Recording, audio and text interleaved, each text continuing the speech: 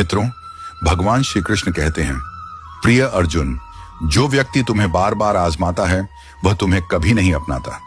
जिस इंसान पर सबसे अधिक भरोसा किया वही कई बार सबसे बड़ा दर्द दे जाता है, क्योंकि वही तुम्हारी कमजोरी जानता है।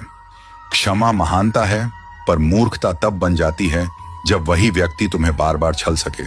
क्षमा करो, पर याद रखना, किन से दूरी तुम्हारी शांति के लिए जरूरी है। याद रखो, जो दूसरों को धोखा देता है वह अंततः स्वयं को खो देता है। ऐसा समाज जो सच्चाई पर व्यंग और झूठ पर ताली बजाए, वह धीरे धीरे आत्महत्या कर रहा होता है, भले ही जीवित दिखे। इसलिए अपनी आत्मा को सच्चा रखो, अपनी वाणी को संयमित और अपने कर्म को धर्मयुक्त रखो।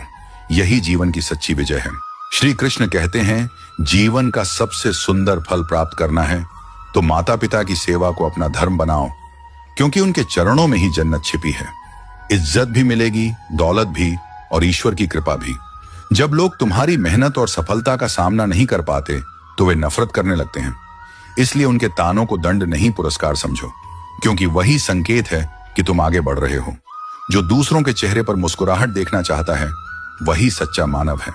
जो लोगों की खुशी छीनता है वह दरअसल अपनी आत्मा का संतुलन खो देता है। किसी के इतने करीब मत जाओ कि एक दिन वही दूरी बनकर तुम्हारे दिल का घाव बन जाए।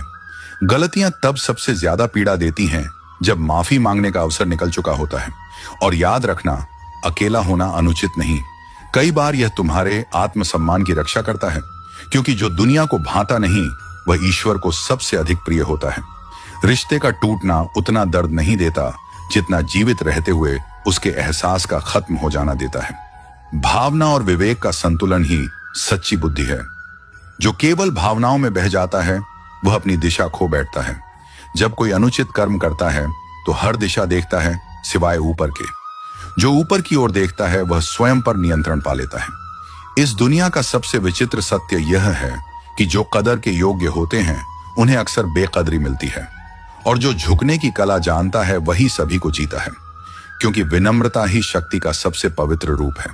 मित्रों, कमेंट में जरूर बताइए कि आपको आज का प्रसंग कैसा लगा। अगर आपके हृदय में श्री कृष्ण के प्रति सच्ची भक्ति है तो इस वीडियो को एक लाइक दें और कमेंट में लिखें, जय श्री कृष्ण।